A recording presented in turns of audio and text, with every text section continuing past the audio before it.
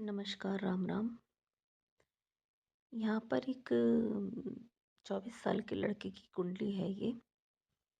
और ये बच्चा इस समय जॉब के लिए परेशान है कि इसकी जॉब नहीं लग रही। बीटेक किया हुआ है इन्होंने। और चलिए देखते हैं। सबसे पहले हम लगन को देखते हैं। लगन देखिए, ये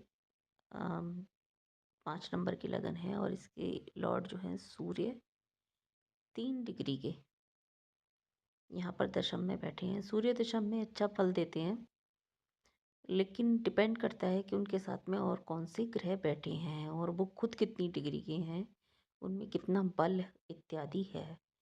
तो बल तो हमने देख लिया, ये 3 डिग्री के सूर्य यहाँ पर बैठे हुए हैं। दूसरी बात यह है, राहु साथ में बैठे हुए हैं। राहु है, मंगल तो उनके मित्र हैं, बुध वक्री होकर बैठे हुए हैं। शनि है, शनि से उनकी अच्छी खासी शत्रुता है, वो बैठे हुए हैं साथ में। तो राहु और शनि यहाँ स्पेशली, बुध तो उनके मित्र हैं, मंगल भी उनके मित्र हैं। राहु और शनि स्पेशली यहाँ पर बैड इफेक्ट डाल सकते हैं। शनि का तो घर है ये। ऐसा नहीं है कि हमेशा बैड इफेक्ट डालते हैं शनि। यहाँ बैठकर तो अच्छा करते हैं बल्कि शनि। और सूर्य का भी ये क्षेत्र है, ठीक है। राहु भी यहाँ पर बली होते हैं। तो कहीं ना कहीं वैसे होना इन सब का अच्छा है यहाँ पर। लेकिन और भी सिचुएशंस डिपेंड करती हैं जो कि कुंडली में दिख रही हैं। अब देखिए यहाँ पर, अब इनकी जॉब के लिए देखा जाए तो इस समय दशा का सबसे महत्वपूर्ण बात होती है। दशा अगर ठीक है तो यही ग्रह आपको बहुत अच्छा परिणाम दे सकते हैं। लेकिन अगर दशा ही ठीक नहीं है तो ये ग्रह कुछ भी परिणाम नहीं दे पाएंगे अपना। अब यहाँ पर देखते हैं, केतु की दशा चल रही है इनकी।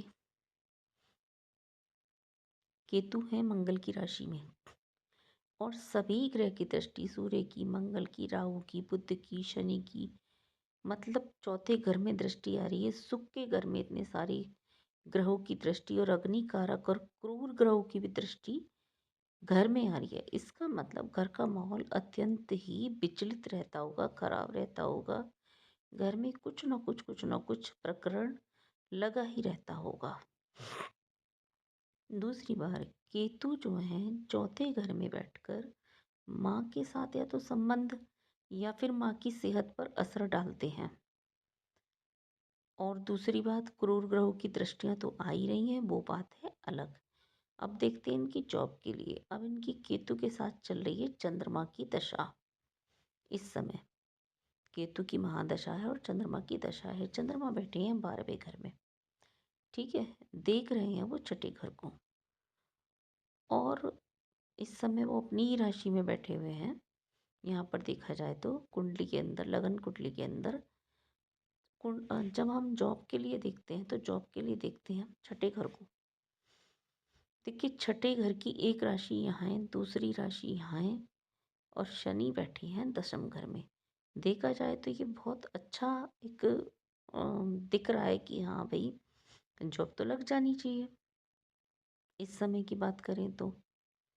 कि लेकिन इस समय शनि की दशा तो नहीं है ना, दशा है चंद्र की। चंद्र की दृष्टि पड़ रही है यहाँ पर। अब देखिए इनके गोचर में चलते हैं हम। एक चीज़ और बताऊं, कभी कभी क्या होता है, लगता है कि इतने सारे ग्रह यहाँ पर बैठे हैं, पता नहीं क्या अच्छा होगा, क्या बढ़िया हो जाएगा। और जिसमें से कि 2 या 3 ग्रह ऐसे हैं कि जो यहाँ पर, एक शनि का तो घर ही है ये। दूसरी बात, सूर्य और राहु यहाँ पर अच्छे खासे प्रभाव रखते हैं, और मंगल यहाँ पर उच्च का होता है 10वें घर में। तो देखिए कहीं ना कहीं चीज़ें अच्छी दिख रही हैं पर अच्छी हैं नहीं। तो इंसान जब इतने सारे ग्रह यहाँ पर बैठे हुए हैं तो कन्फ्यूज़न में भी आ जाता है कि क्या करूँ क्या ना करूँ। देखिए, शनि जो बैठे हैं वो 7वें घर के लॉर्ड होकर भी बैठे हैं। इनके पिताजी जो हैं, पापा जो हैं, उनका बिजनेस है, जनरल मर्चेंट की शॉप है उनकी। तो जनरल मर्चेंट में तो आप जानते ही हैं तरह तरह के आइटम होते हैं। तो ये ग्रह एक तरीके से उसकी गवाही भी दे रहे हैं कहीं ना कहीं। दूसरी बात ये है कि ऐसा भी हो सकता है कि ये जहाँ पर भी जॉब करे वहाँ पर इन्हें मल्टीटास्किंग कुछ ऐसा काम हो कि जो इन्हें तरह तरह के काम करने पड़े। एक ही तरह के काम पर डिपेंडेंसी ना हो। तो ये तो हुआ ये, अब हम इनकी गोचर कुंडली में चलते हैं कि इनकी गोचर कुंडली क्या दिखा रही है। यहाँ पर लगन लॉर्ड जो हैं वो सूर्य हैं, सूर्य बैठी हैं छठे घर में। ठीक है, छठे घर में बैठे हैं, बुध के साथ बैठे हैं, शनि की राशि में बैठे हैं, मकर राशि में। सूर्य को छठे घर का कोई दोष नहीं लगता, और ये घर कहीं ना कहीं बुध का ठीक ठाक मान लेते हैं, ऐसे शनि की राशि में है, सूर्य के साथ हैं, ठीक है, तो ठीक मान लेते हैं, ऐसे बुध सूर्य वैसे भी अच्छा योग बना रहे हैं बैठकर।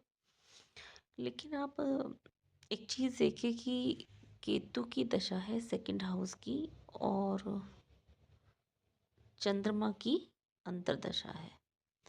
तो कहीं ना कहीं चंद्रमा पांचवें घर में बैठे हुए हैं, और इनकी जो राशि जिस राशि में बैठे हैं, बृहस्पति की गुरु की राशि में बैठे हैं, तो उनकी दूसरी राशि आठवें घर में पड़ रही है।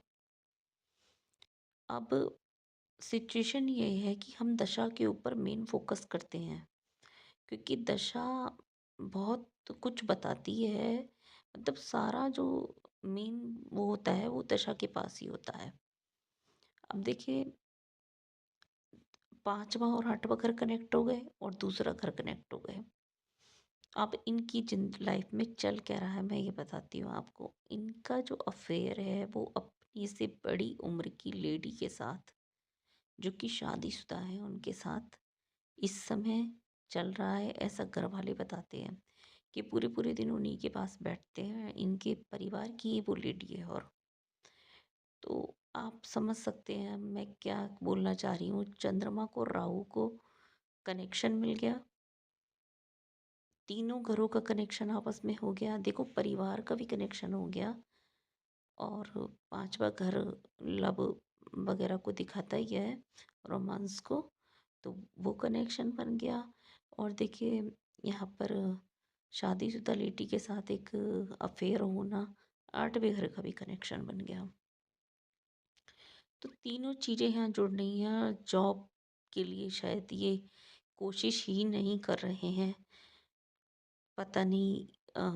यही कहा जाएगा कि इनकी ग्रह स्थिति इन पर भारी पड़ रही है इस समय।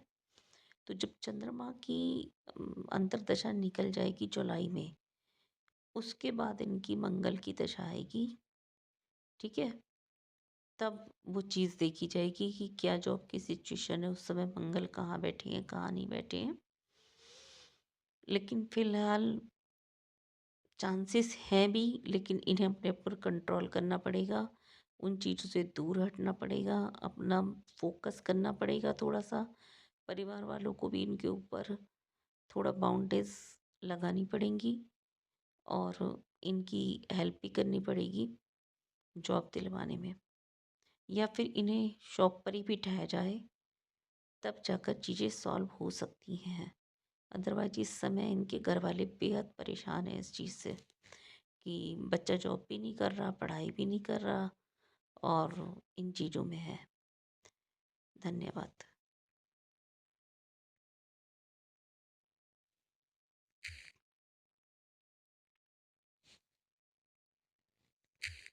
अब देखते हैं हम।